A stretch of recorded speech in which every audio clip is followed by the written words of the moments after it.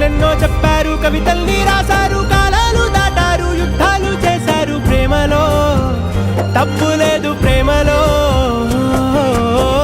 వేల వేల వెన్నెలంత మీద వాలి వెలుగునంత మోయమంటే నేను ఎంత రే.